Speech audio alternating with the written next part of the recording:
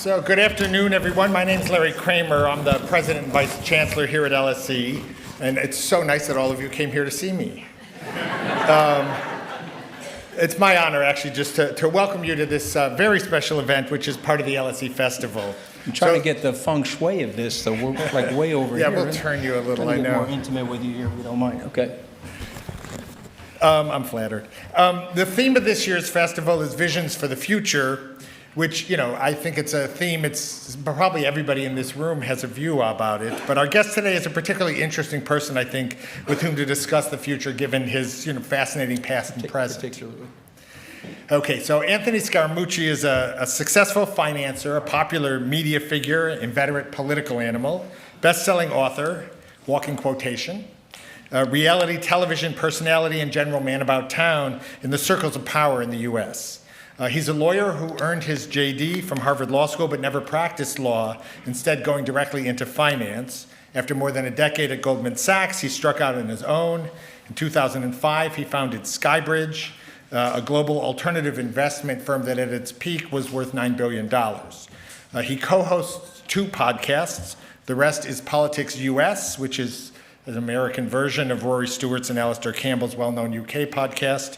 An Open Book, a podcast that is about, you. Authors. Yeah. The authors. Okay. Yeah. He's the author, speaking of which, of 7 books, the most recent being The Little Book of Bitcoin, which is a guide for people who may want to invest in cryptocurrency. Perhaps most famous for his notorious 10 days as White House communications director in 2017. It was 11, Larry. 11 but it's okay. Don't chip me out of that last day. It was a big day. I got fired on that last day. I was leaving it out for that reason. No, don't chip me out of 9.1% of my federal career. I mean, but keep going. Go ahead. Yeah, but what he should be most famous for was spending half of his junior year abroad here at LSE on the general course in 1985. That was good. Thank you. Look, rather than give a talk... talk... For us Americans, LSE stood for Let's See Europe. I just want everybody to know that. But everybody, go ahead. Sorry. That's so depressing. It does not anymore. Any of you out here thinking about it? Love the place. Anytime you invite me back, I'll come. All right. Love the place. So rather than give a talk, am I supposed to call you the Mooch? I can say Anthony, right? Well, on the podcast, it describes you that way. I've been called so much worse than the Mooch. But that's fine. Anyway, what we're going to do is have a conversation up here for about a half hour, after which we'll open it up to the audience, and both here and online, for questions. Okay, so obviously you've had one of the most public rebrands in modern American life. So what was the hardest part about changing the narrative about yourself, especially when you've got a public that already thinks they know you and your story?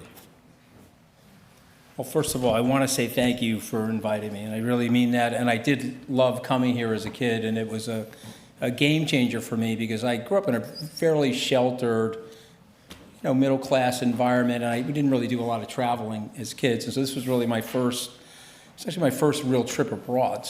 And it was a great eye-opener, and I love the city of London and love the school, so I really appreciate you inviting me.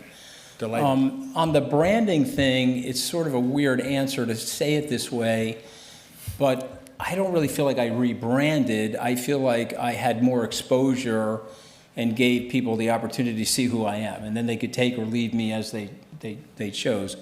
I think what ended up happening to me is because I got on the stage quite publicly for a very polarizing person back in 2017, and then I was abruptly fired. It's very easy to make a caricature, and then what happens in American political life, and I'm sure it happens here as well, you get two-dimensionalized, and people try to put you in a box, and they want to characterize you a certain way, and in some cases they want to demonize you, because if they demonize you, and I think we're here at a law school, I think one of the things they taught Larry and I at law school, if you're a trial lawyer, you don't have the facts, do an ad hominem attack. If you can delegitimize the witness, or you can take the wind out of his sail, you'll hurt his argument with the jury. And so that goes on in Washington all the time. And so when I came out of the White House, I was fired. I think Bill Maher called me a Jersey Shore cast member. I think that was one of them. I think I was called Tony Soprano on the Hudson. I mean, I started losing weight immediately after they told me I was Tony Soprano. But the one that really got me is Bill Hader on Saturday Night Live said I was human cocaine. I sort of took that as a little bit of a compliment. What does that even mean? Maybe I was peppy. I don't know. Or maybe he thought I did coke. I have no idea what it was. But But it was bad. To say anything other than getting fired like that so unceremoniously and so abruptly, it was really bad. It hurt. To tell you otherwise, like to make it up and pretend, oh, it wasn't bad and I'm Mr. Resilient like a Super Bowl or something like that, it's not true. It was really bad. Concurrent to that, if you remember the tabloids, my wife and I were sore at each other. Let's just stipulate that, my wife hates Donald Trump like almost as much as Melania hates him. And I'm talking about that's like real Eastern European sort of hatred from Melania, right? You know what I'm talking about, right? But Deirdre really did not want me to go work for him. And so I just want you to imagine this. If you're ever having a bad day, and as long as it's not a health reason, I want you to imagine me on July 31st of 2017. My now soon-to-be 8-year-old son was born on July 24th. I missed his birth. We were fighting. Deirdre, I was scheduled to be at the birth, but she was due on August 8th. I was in West Virginia at a Boy Scouts event with the president, and we had flown there by Air Force One. She went into delivery, and you may or may not know this, I didn't know this, but there's a 60-mile no-fly zone around Air Force One. And so even if I tried to charter a plane, I couldn't get back to New York on time. And so my wife had filed for divorce on me.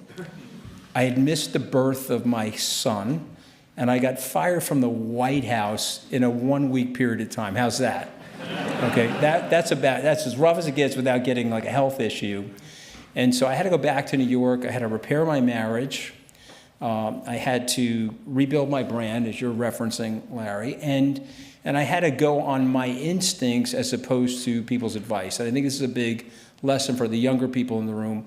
I met with some crisis PR team, and the guy looked at me and said, okay, this is an unmitigated disaster for you. You should disappear for 5 years. Maybe buy a house in Tuscany and disappear, come back to the United States sometime in 2022. And I was like, okay, well, I'm definitely not doing that. And so what I did was I went on the Bill Maher show. I went on Steve Colbert's show. I think in Steve's case, I own a steakhouse in New York, and Steve invited me on the show. My PR person told me, don't do it. You're going to get set up. It's a trap, and don't do it. I said, I'm going on the show. I made a steak knife with Steve's name on it.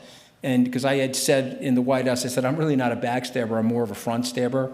And so I gave Steve a front stabbing knife on the show. And he gave me this animation. He was running animations of me all week when I was in the White House. And I made him sign the animation cell to my mom on the show. And the point being is that go forward and learn how to laugh at yourself and not take yourself that seriously.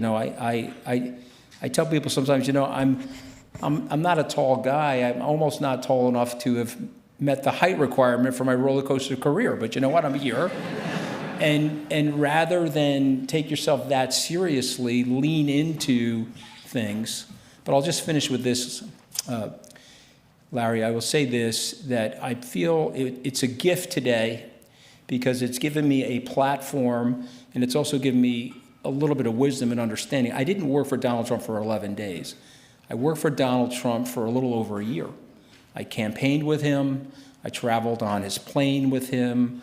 We were doing everything on that campaign. We were doing media strategy. We were raising money. It was a very flexible entrepreneurial campaign. I learned a lot about the country in that travel.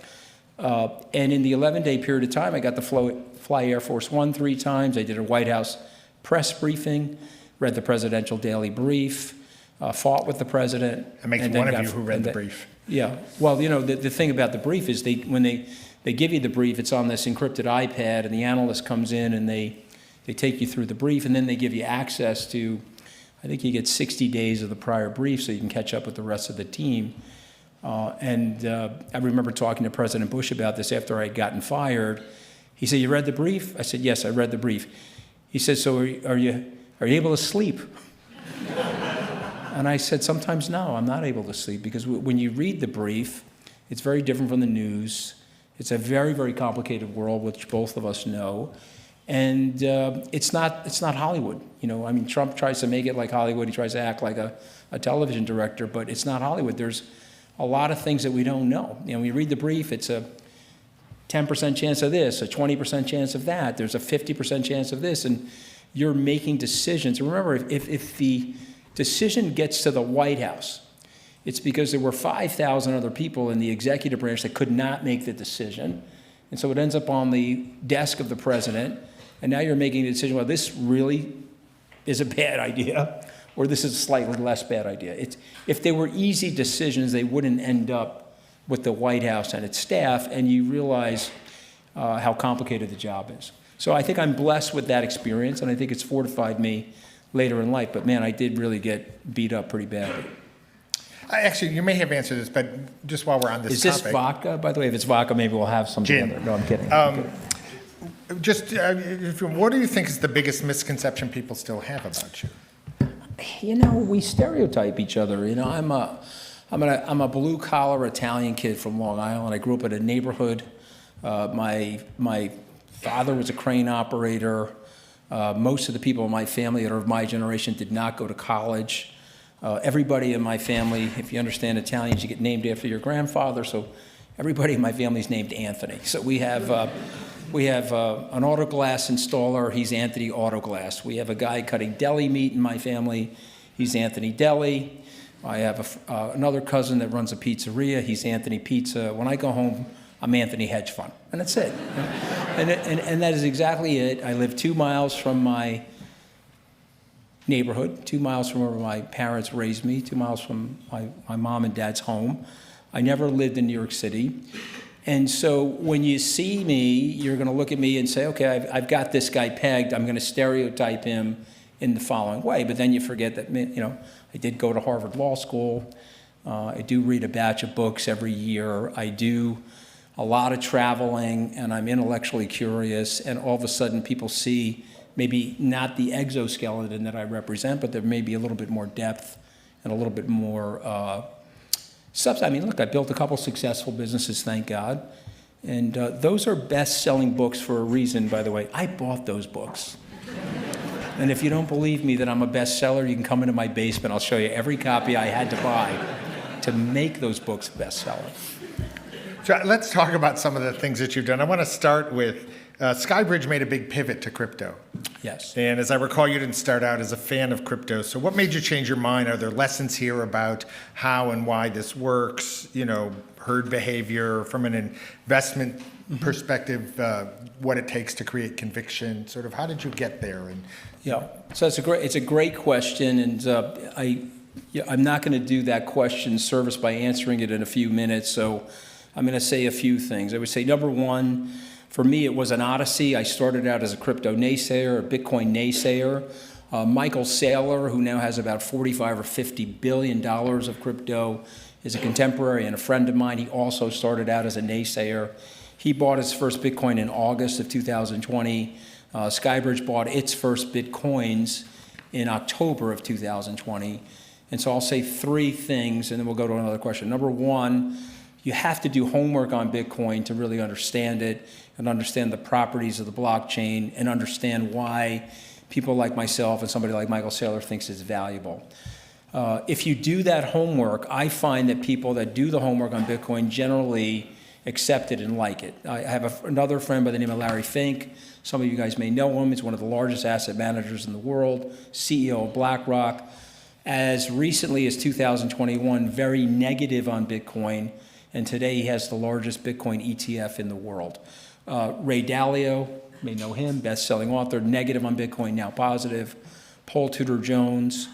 I can name a lot of people in the investment finance space, Stanley Druckenmiller, all start out negatively biased towards it, think it's a Ponzi scheme or think it's something that people shouldn't value or evaluate. But I disagree. It took me about 10 years to get there, by the way, and I do write that in the book. So I would just encourage you to learn more about it. Don't invest in it if you don't understand it, though, because I think that's a big problem for people psychologically. If you're buying something you don't understand and it's not doing well from an investment perspective, emotionally you'll get charged. You'll end up selling it at the wrong time. So I would just recommend that people to do homework on it. Great. So let's switch, because there's so many topics here. Let's talk about This is media. not Donald Trump orange, by the way. This is Bitcoin orange. This is like a good luck charm. Okay. I thought it was Syracuse. Yeah, my favorite color orange is Bitcoin orange, not orange war paint that certain people wear every day. I'm not touching that. So let's talk about media and its effect on society. So you've been involved in a huge range of media projects: television, podcasting, books, now film, and also in a pretty big variety, from like staid programming like Wall Street Week to infotainment and reality TV. So just tell us a little, are you worried about, I wrote here, are you worried about the ability of media to keep Americans properly informed, and what would you do about that? Well, I mean, I guess we have to ask ourselves the rhetorical question, is it the responsibility of the media to keep us informed? And so Larry and I are of a generation where David Halberstam once wrote a book called The Powers That Be. I don't know if you remember that book, but it was about the concentration of American media. And here are the 3 or 4 different media outlets, and they have an obligation for objectivity, an obligation to serve the public's interest. I think we've morphed from there. I'm not a normative person. I mean, I don't walk into a room and say, well, things should be this way or it ought to be this way. I think those are words that get us in trouble. I think we have to deal with the world the way it is, not the way we want it to be or the way it should be. I mean, it's incumbent upon us to try to get the world to go in that direction, but let's just look at where the world is today. It's a very fragmented media environment, very fragmented media properties, which has frankly created the space for these podcasts, and I can explain why I think those are successful. But I would say to you that our shortcomings in the United States are actually based on the education. We have a civic duty, and we have a duty from our public servants to build a framework of education in the country that provides equal opportunity. We're not doing that. Our K through 12, as exemplary as our university system is, and I think you and I would agree that despite the current struggles that are going on, I think it's a top of the field, right? The university system, more or less. Yes, possibly not for long, but yeah, yes. I think it's under, but I think Larry's right. I think it's under threat right now, and I think we have to combat that threat. But I think the university system, I think you give it an A+, but I think you give the K through 12 and what the people in America call the public system, which is basically the state-sponsored and the local school system, which is tied to our property taxes. I think it's very uneven, and frankly, I think it's very unfair. Moreover, if you told me the zip code of the child, I can tell you whether or not the kid is getting a good public school education. And by the way, that wasn't the case 50 years ago when I was in elementary school.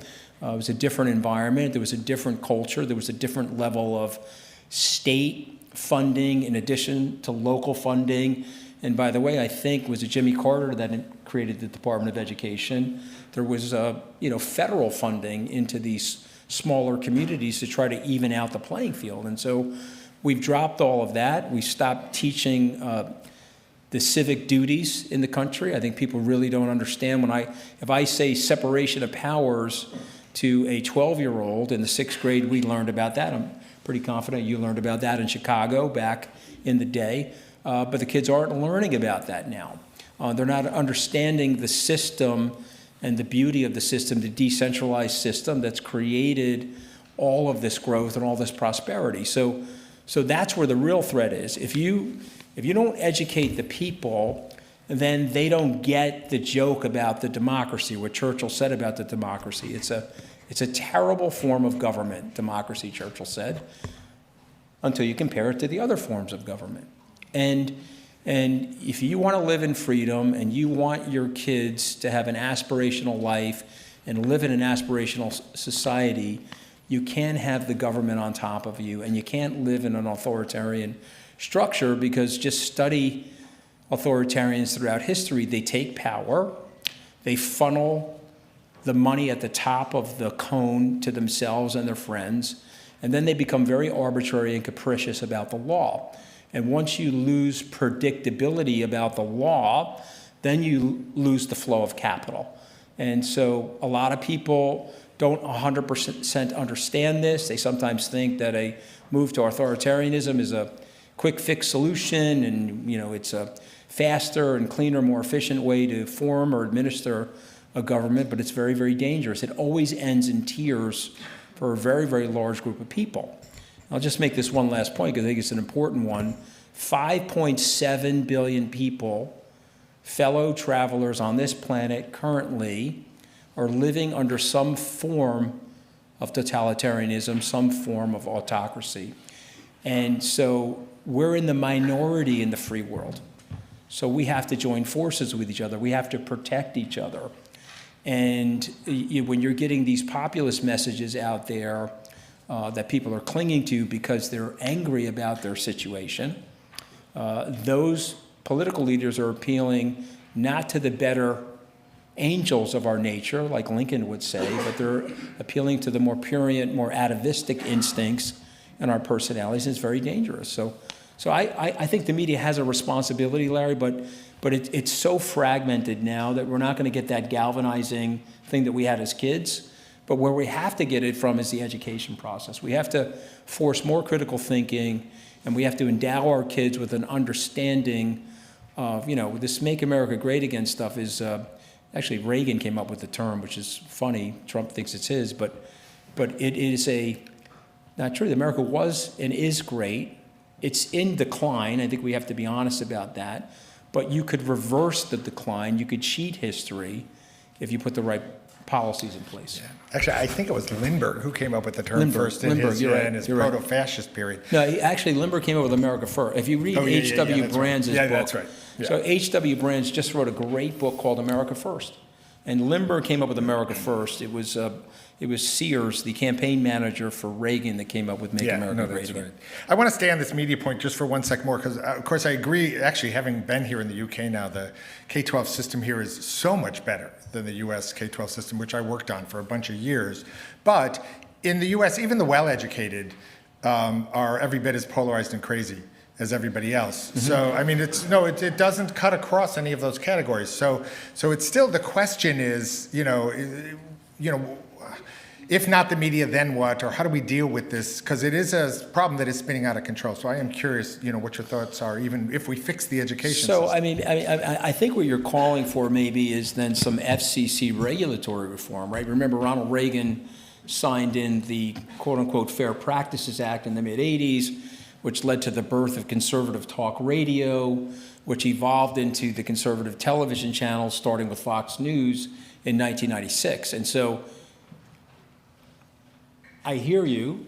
We are fragmented, and I think what Larry's getting at, in the United States, if you tell me the television channel you're watching, I can tell you what facts you believe.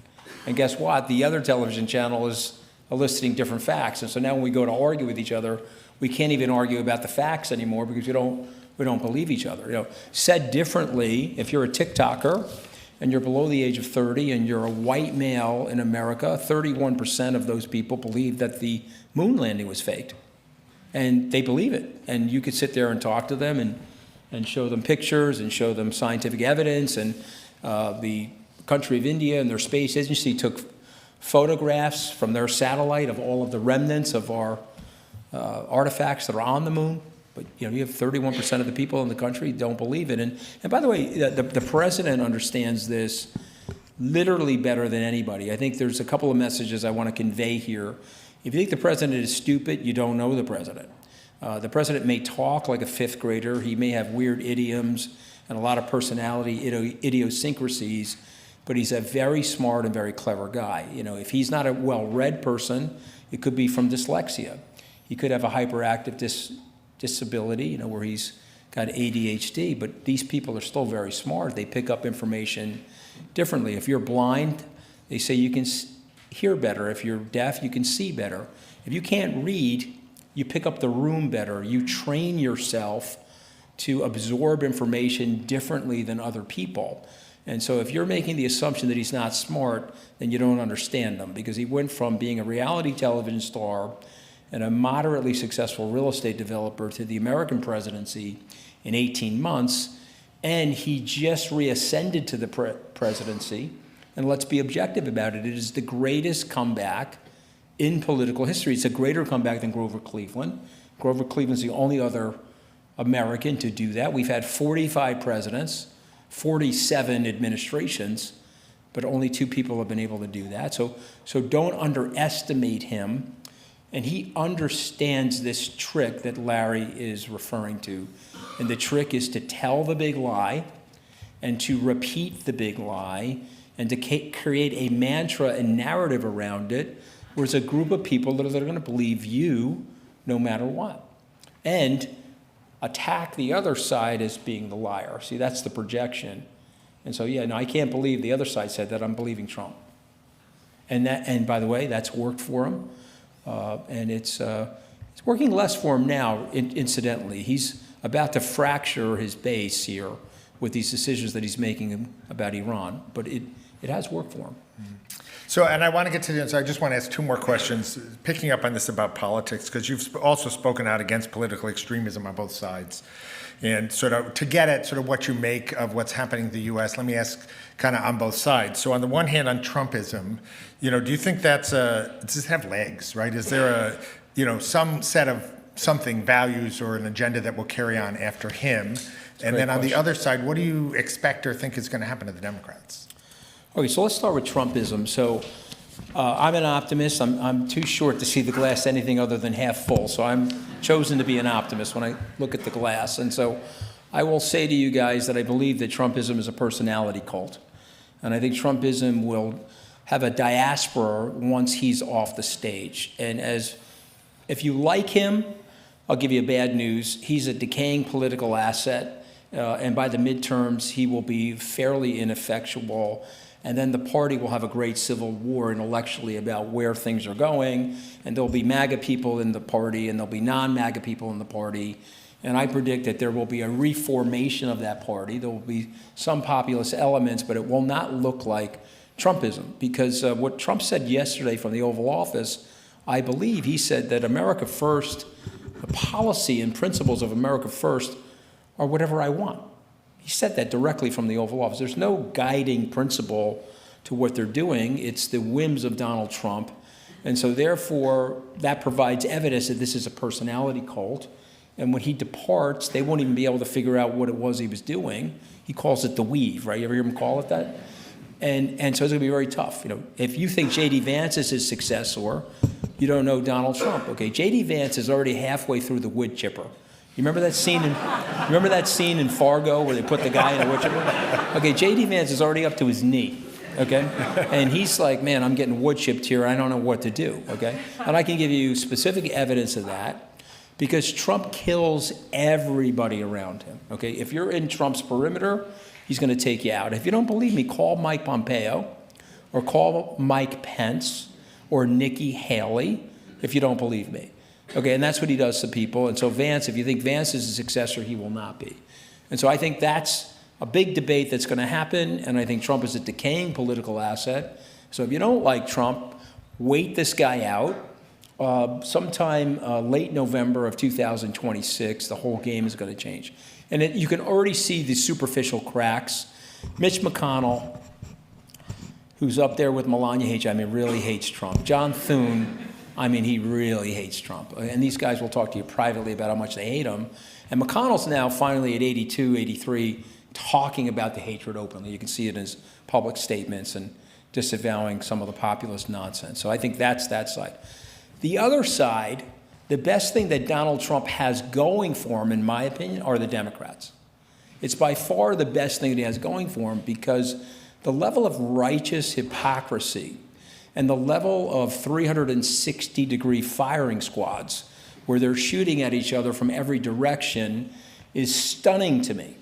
And they've decided that they don't hear the music on the ground of the United States. It's a center-right country.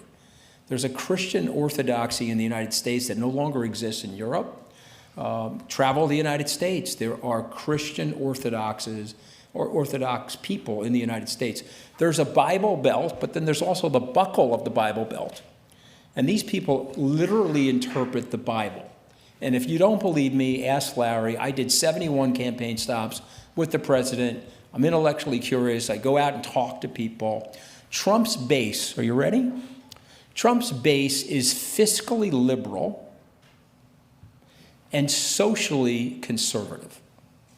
I was on the plane with him once. He said, you're a dummy, Scaramucci. I said, I know I'm a dummy, Mr. Trump, but why am I a dummy? He said, well, you're a Wall Street guy. You're socially liberal and you're fiscally conservative, because that's every Wall Street guy. Aren't you that? I said, yes, I am. He said, you're a dummy. My base is the opposite of that. He understands his base, Larry. He understands who he's talking to. The Democrats have no idea who they're talking to.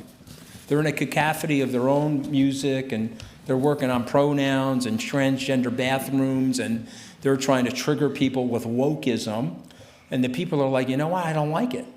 Okay, and if you don't believe me, ask Van Jones. When Trump won in 2016, Van Jones, an African-American commentator on CNN who worked for Barack Obama, said, you know what, this is a white lash. This is a white lash. And it was a white lash. And Donald Trump, again, hate him or not hate him, observe and analyze him, he is the Napoleon of the culture war.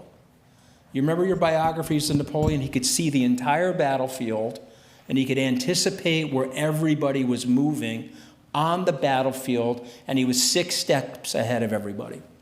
And he was the most brilliant battlefield strategist. Nobody understands the culture war like Donald Trump, and he knows how to trigger people. We have 6, 7, 8, Larry, you'll correct me or fact check me. Maybe there's 10 transgender people that have participated in women's sports in the United States in the last 2 years. Donald Trump made this a cause célèbre like you would not believe. He spent $200 million running advertising about this issue in the swing states.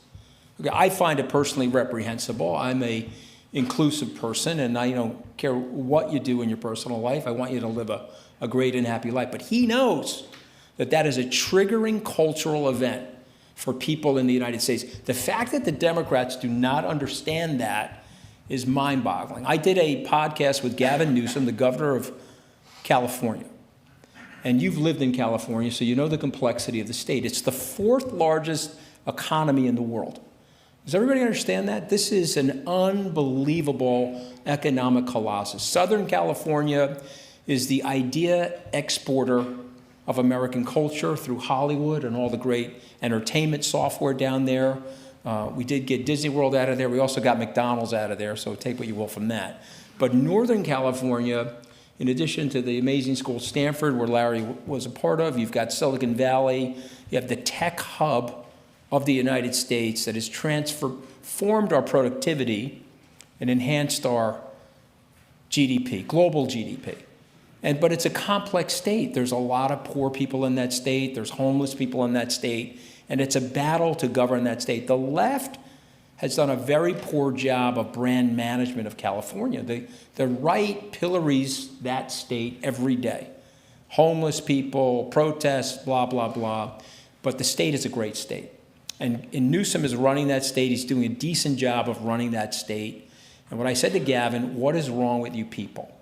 Why are you fighting with each other over policy and picayune nonsense and canceling each other instead of focusing on the broader purpose? Why not open the tent and make this a pro-democracy, pro-American party that believes in the system of America, and open the tent and bring everybody into the tent to defeat Trumpism and this perverse form of Lindberghism that we're looking at? Why not do that? Oh, we can't do that.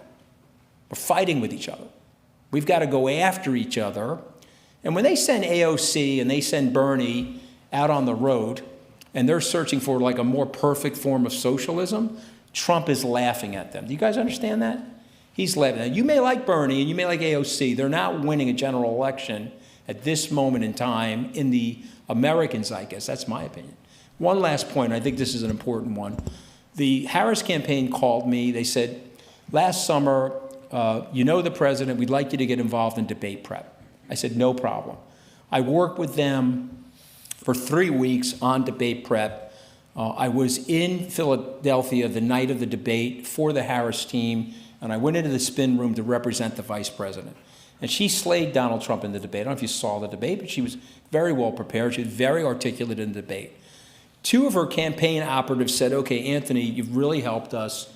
The vice president would like you to travel with her on the campaign Well, would you be willing to do that for us? Yes, I would, because I understand the existential danger of Donald Trump, and I'd be very happy to do that. Okay, great. 2 days later, I got ghosted. On the third day, my assistant called, listen, he's got a packed schedule. You got to tell us. And then somebody called me back and was very honest with me. No, you can't travel on the plane with the vice president. There are hard left people on the campaign. You once worked for Donald Trump. You're canceled to them. They said NFW, over our dead bodies. You're not coming on the campaign plane. And so I'm really sorry. We think it was a good idea, but the hard left will never accept you because you once worked for Donald Trump. Okay, guys, that's fine. I'm cool with it. I don't need to be accepted by anybody. I'm a very comfortable outsider. But if you don't want to accept me, what are you going to do with the 80 million people that voted for Donald Trump? Are you going to cancel them? Because if you're canceling them, you can't win elections. But if you can bring them into the tent and you can articulate your vision to them, maybe you'll move some of them into your way of thinking, and maybe we can defeat this sinister populism. So I just think it's important for people to understand that the Democrats are in complete and total disarray, and if they don't start fixing things, they're going to lose the midterms. So what do you mean? How could they lose the midterms? Because they're in disarray. And let me tell you something about the Republicans. Watch me. Look at my hands. When it's time to face the music, this is what the Republicans do to each other. Oh, I hate Donald Trump in the primary. He's the candidate? Okay, good. We're all for Trump. The Hillary Clinton voter, when she was a senator from New York running against Barack Obama, she lost the primaries. He was the nominated candidate. 85% of the Hillary Clinton voters crossed over to vote for Barack Obama. You need the crossover vote in your party. The Teddy Kennedy voters didn't cross over, enough of them. Some of them did, but not enough of them for Jimmy Carter. The Bernie Sanders voter felt ripped off at the Democratic National Convention. And they were ripped off, so much so that Debbie Wasserman Schultz, you will remember this, she had to resign because they got caught on the emails gaming the system for Secretary Clinton to win the nomination. And so the crossover voter didn't show up for her, and 22% of the Bernie Sanders voters, they voted for Donald Trump. Does everybody understand that? So stay in disarray, stay in a full-out civil war. You guys are saying that you're the party of the democracy. Okay, but Joe Biden cannot run against Hillary Clinton in 2016. Barack Obama stuffed him in a garbage can. Okay, no problem. We're the party of the democracy. Let's try again in 2020. He wins in 2020, says he's not going to run again. He's impaired. He's sundowning. Your aides and staff tell a lie because they want to stay in power. And I said this to Jake Tapper. You know, I didn't realize it at the time, but there was an obvious tell that Biden was not in charge. You want to hear what it was? Nobody got fired. Nobody got fired. Because in every administration, people get fired or they get replaced. But he was letting everybody control their own little power structures, and they all stayed in their power structures for the whole term, and they were like, oh, this is great. Let's see if we can prop him up with some amphetamines and keep this power structure going while it's weekend at Joe Biden's, right? But you know that's what it was. But that's what it was. And so now, oh, by the way, we're the party of the democracy, but let's cancel the New Hampshire primary. Let's kick Bobby Kennedy out of this party. We're not going to let him primary Biden. We're the party of the democracy, but Joe Biden is obviously sundowning, so he's going to leave the race, and we're going to anoint somebody. We're not going to do a mini primary. We're the party of the democracy. So, guys, there's a systemic problem on both sides. And you have to understand that if you want to defeat Donald Trump, which I do, I think he's a very dangerous guy, and I think the people behind him from the Heritage Foundation and Project 2025 are even more dangerous than him. Because believe it or not, they're more thoughtful than him, they're more malevolent, and they're more organized. So yes, we have to beat those people. Get your shit together so that we can do that. I had to have one curse word, right? I'm at LSE, right? One curse. All right, let's open. It's not even the worst curse word, by the way. It's like a mild one, right? We have time for questions from the audience. So if you're here in the theater, just raise your hand. Someone will bring you a mic. Try and keep it to one short question. Give us your name and affiliation. People online, you can do the same thing through the Q&A feature at the bottom of of the screen. And likewise, let us know your affiliation. And so you're standing like near nobody who has their hand up. So let's start down here. And by the way, if you guys want to stay, I have time, so I'll answer every question, so no problem. You look friendlier than the White House press corps, by the way. And you look slightly less drunk than the White House press corps, but just slightly. Oh, go ahead. Hello, I just want to say thank you so much. This talk was amazing. Definitely worth missing school for. I just wanted to ask, the event today is called Visions for the Future. What are your visions for the future of America, so long as it's governed by the Trump administration? So I'm actually optimistic. I think everybody heard the question because you had a micro. What is your first name? Emma? Emily. So I think Emily's got the central question, but I'm optimistic because I think the system is actually still holding. And so this is a sort of a miracle that took place. I'm a big believer in there's the great man and woman theory of history, and then I think there's a great group or a bad group. So a bad group would be the murderous thugs that formed a political party in Germany, took over a sovereign nation, and became murderous thugs. That's a bad group in history. But in the 1760s to the 1790s, there was a great group of people, men and women, that built the foundational principles of the American democracy, but they overlaid that democracy with a republic. And the goal of that republic was to defend people that lived in the minority. And by the minority, I mean people that were not winning the popular vote. There were protections for them. 2 senators for every state provides that. Electoral college, the diversity of representation. And what were they trying to do? Their central thing was to block a tyrant. They came out of Europe and they made a decision that we're going to decentralize the government. And if we decentralize the government, we're going to create a lot of individual liberty. This is a concept from Rousseau and John Locke, and J.S. Mill obviously writes a lot about this in the Enlightenment. And so they put this together, and they got it working. It wasn't perfect. We had slavery in the document, which is the original stain, which the country's still suffering from, frankly, and dealing with. But there was a semblance of some system there, and there was ample opportunity due to natural resources. And so we built this very prosperous country. And there's discrimination and racism and all that other stuff. But, my grandmother can come in 1923. There are signs that say no Italian need apply. She can't get a job. She works as a maid. But one of her kids goes to Tufts, Harvard, and London School of Economics. So there's an idea, there's a guiding principle that you're going to do well. And how do you do well? You do well because the society doesn't have this tyrant. Jack Kennedy, if you have time, go to YouTube.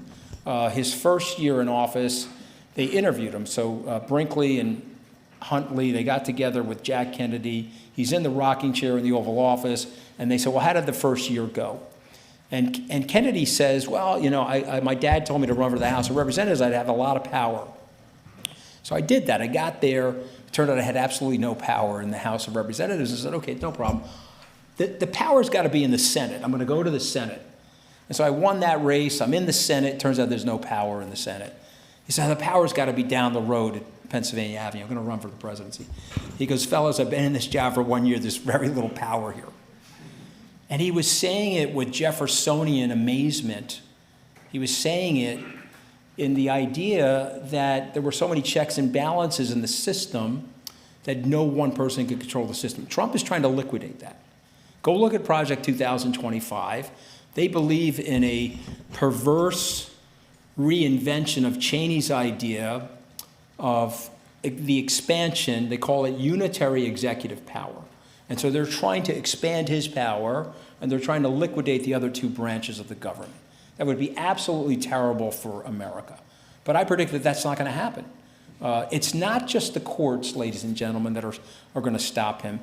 It is the money. Because whether you like it or not, in the United States, different from here in the UK, the money really, really matters in the United States. They're throwing billions and billions of dollars at these campaigns.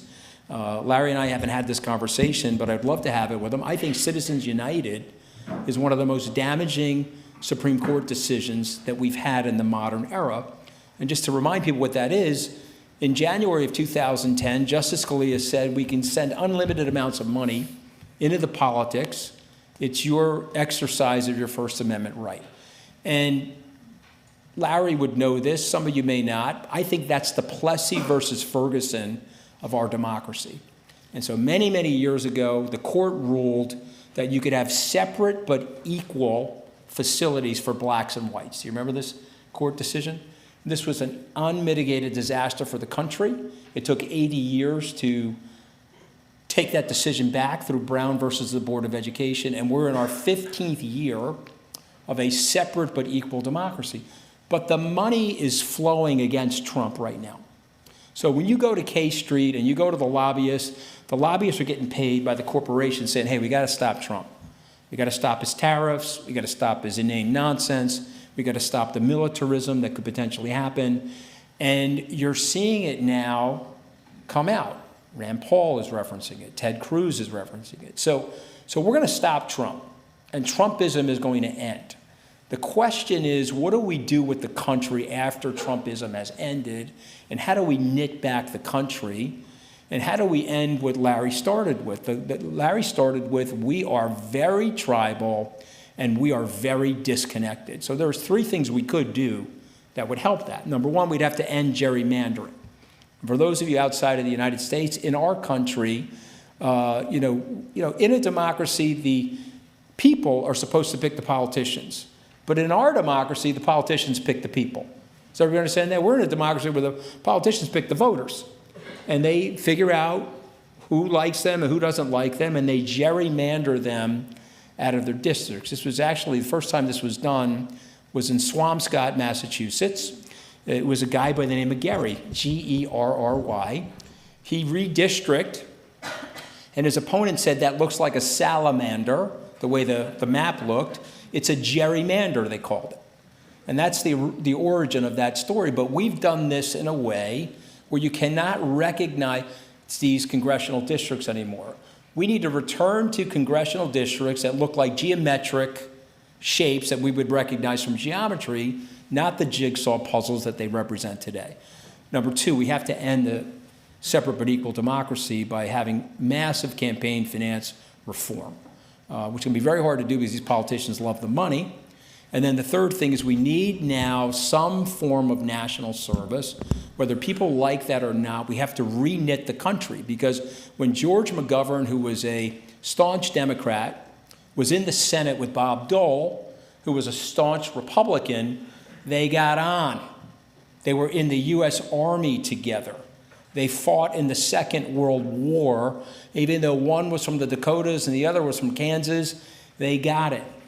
Okay, when you're splintering the country and you have no connectivity through the service process, said differently, 1985, the year I was here, 85% of the Congress served in the military. When they asked Bob Dole, who was a conservative, they said, hey, Bob, why were you prepared to vote against Richard Nixon? He was in your party. And Dole said, well, I lost the use of my right arm. I'm paralyzed from a war injury, but I got out of there alive. The guy next to me was my best friend. He got his head blown off by a sniper. And every time I think about what to do here in Washington, I think about my best friend fighting for freedom, whose head exploded like a melon in front of me.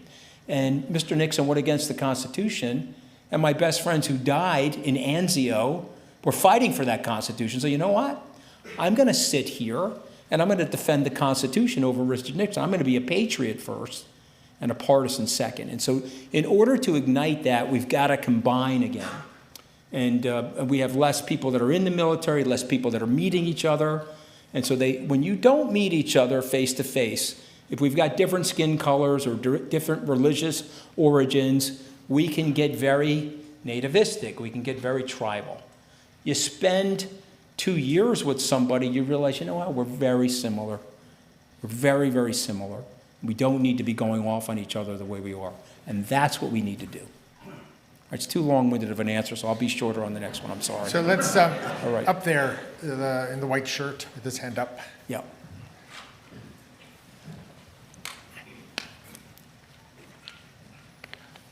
Hi, my name is Iffy, former LSE student and currently in the hedge fund industry. Actually, I agree a lot with your analysis of what you think is going to happen in the midterm. Sort of saw a foreshadowing of that in the special elections where Republicans didn't do that great. But I guess the counter to that is, in theory, there's this big, beautiful bill that could be passed, and then inflation could go down, and the US is very finance-led, as you said, so you may get to the midterms and the market's doing quite well. I guess, so how do you factor that into your view on what you think is going to happen in the midterms? And I guess wound into that is, what do you think ultimately is going to happen with the tariff situation? Yeah, so I mean, it's a great question. Of course, none of us know the answer, so I can just speculate alongside of you. But if the economy is going very well, and the Fed is cutting interest rates, and we're seeing a little bit of an economic boom, that everyone would say, well, that would certainly help Trump. That would help the Republicans. But remember something about America: most of the time, in a presidential term, the first congressional midterm election goes to the opposition. So the bias is that it should go to the Democrats. And so the Democrats, in my opinion, they've got to get off the anti-crypto stuff, which it seems like that they're doing. They've got to get on the bandwagon of economic growth, and they've got to return to the focus, frankly, of the white, lower middle-income worker that Franklin Roosevelt had a franchise with, Jack Kennedy, Lyndon Johnson, and things like that. So you have to tell me what the narrative is going to be. Right now, their leadership in the DNC is fractured. I think they just kicked out David Hogg, who was ill-suited for that job. But you have to tell me what the narrative. If the narrative is, we hear you, and we're reknitting a coalition that has some progressive features and believes in economic growth, it's a little bit more of a Bill Clinton-esque or a Barack Obama coalition, they can win the midterms. Even if there is economic growth, they can win the midterms. And I can point to other times in history. But in their current configuration, with them fighting with each other the way they're fighting, and it looks like more extreme left-leaning candidates will get these nominations, I think it's going to be a lot harder. And that's basically the rough assessment. Let's take a question from online. Okay. So you've been involved with many serious things, but do you think we should behave as seriously as the world sometimes seems to warrant? Do you think there's some benefit to acting unseriously with serious things or with levity? I don't know. I don't know. Listen, I think we should be serious and we should be unserious. You know, Katty K is so posh. Do you not know how posh she is? I mean, she's on a boat in Turkey. Okay, and you know, she's so British that she doesn't want to let anybody know, but she's actually bougie, champagne socialist, right? So I have to call her out on that, don't you think? Don't you think that's my responsibility to call her out on that? Right? Okay. And by the way, yesterday on the podcast, she got all Eminem on me like on 8 Mile, you know when Eminem is like at the end of the movie and he tells the other rapper all the bad things about himself. She's like, I'm on a boat in Turkey, I'm off the coast. Okay, go ahead, what do you want to say? So I'm still going to attack you. Of course, you have to have some fun. And by the way, I believe in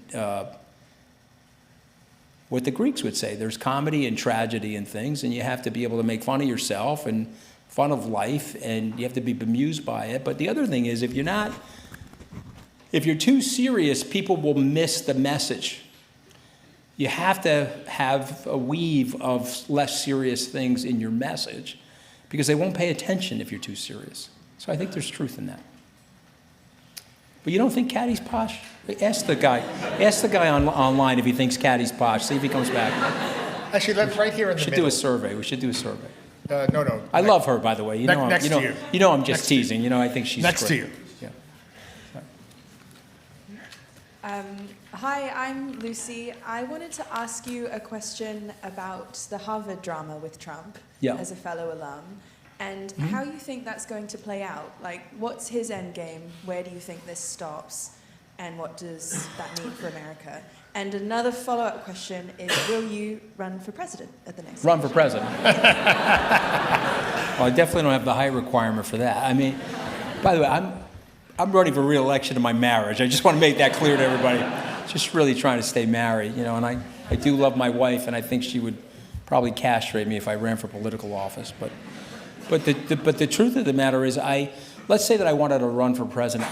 What party could I run in? I can't really run with the Republicans because they're controlled now by Trump and his family. They've decapitated the Republicans and they put MAGA in there. And so unless you're telling me we could retake that party with a different message, you know, that would be one possibility. It would be very remote. I can't run with the Democrats. I learned that in the Harris campaign. There's too many left-leaning Democrats that cannot stand me. And there's a lot of people. I've made some wealth in my country. I'm financially independent. A lot of people on the Democratic side really hate that shit. They just hate it. So I don't really have a home to run in, but I do appreciate your confidence in me. Thank you. Okay, I'll tell my wife that you want me to run for president so I can get her very emotional reaction. Okay, what was the second part of the question? Harvard. Yeah, Harvard's a very complex thing because I am an alum there. I love the school. I'm a donor to the school, and the school did an enormous amount for me. The school transformed my life because it helped me get my first job. It gave me a great education. I have two partners at Skybridge that are 40-year friends that were in my section at Harvard, and they helped me run the firm, which allows me to do the things that I'm doing, like be here talking to you. And so I absolutely love the school, and I want the school to do better. But I want to be objective here. I'm just going to, Yes. You should be donating to all of the schools you went to. We'll talk about that. We'll talk about that. You see, that's why he's in his job, okay? You know. I'm just telling you, you should have asked me that about 2 hours ago and then repeated it again. But you're doing well, and I'm going to give you some money. Don't worry. But I'm not going to give you as much money as my colleague John Phelan because he's richer than me. But I'll give you some money. If you can get into his ballpark, we'll be very happy. Yeah, no, you know, I know John well. He was in school with me at the time that we were both here together. But the Harvard thing, and again, I'm just being brutally honest. I don't mind the left lean of the universities. In fact, I actually enjoy that. I'm not a left-leaning person. I'm sort of right of center on most things, except for social issues. I'm probably lefter than most. Like, people should really live their lives the way they want to live their lives, and they should have control over their bodies. And I, believe it or not, I actually think that's a libertarian idea more than anything. So I'm a big believer in that. But with Harvard, what's happened to Harvard, there's been too far of a shift to the left. And when you have Jewish students at Harvard that are literally running for their lives, they're 18, 19 years old, and they're getting locked in dorm rooms where people are chanting death to the Jews outside, and it's private property at a private university. I do have a problem with that. Okay, my buddies that went to University of Pennsylvania, one of them runs Apollo, which is a very large private equity firm. You know, Mark Rowan has said to me, you know, I'm sorry, I'm going to give $50 to $100 million to the University of Pennsylvania. I don't want death to the Jews chanted on the campus. Do you understand that? I just think that that's a bad thing, and I'm dead set against anti-Semitism or any form of this type of racial attack, religious-based attack, etc. So Harvard has to look itself in the mirror and provide some level of reform. I'm not saying they've got to go to the right. I'm not saying they have to listen to Trump or anything like that. But they have to look in the mirror and say, wait a minute, we've probably taken things a little bit too far, and we've gone off the curve of where we need to be. We've let too many things lapse here in terms of the equality of ideas on the campus. Now let's talk about Trump. I applaud the university for doing what the university is doing. And I wish all the law firms that I happen to be a client of did the same thing. Unfortunately, many of them did not. Wilmer Hale did, actually, because they're a Washington-based firm. And what I would say to Harvard and any other university, team up with each other. Call your cohorts at Stanford, call your cohorts everywhere, and team up. I wish when the AP got kicked out of the press room, I don't know if people know this, but the Associated Press calls the Gulf of Mexico the Gulf of Mexico. And so Trump doesn't like that, so he kicked him out of the press room. I wish every single member of the media, maybe not these stupid podcasters and some of the right-wing lunatics, but I'm talking about the other people, the UPI, whatever it may be, a Fox News even, walked out of the press room. If they walked out together, Mr. Trump likes attention more than anything in life other than money. They would have all been brought back into the room. And so what I applaud about Harvard is Harvard stuck its neck out. Harvard's going to fight Trump and beat Trump, okay, despite the spite job that Trump is doing on them. But I really do think that these universities need some reform, and they need to protect their students. You can't have, and by the way, Claire Shipman, who wrote a best-selling book with Katty Hay, my co-host, it's called The Confidence Code. It's a phenomenal book. She's now the president of Columbia. If you have a private conversation with her, and she said this publicly, so I'll share it, we don't want people to feel unsafe on the campus. And when these protests were happening, they were organized, paid protesters coming to the campus. Okay, there were chains. Okay, I'm friends with Eric Adams.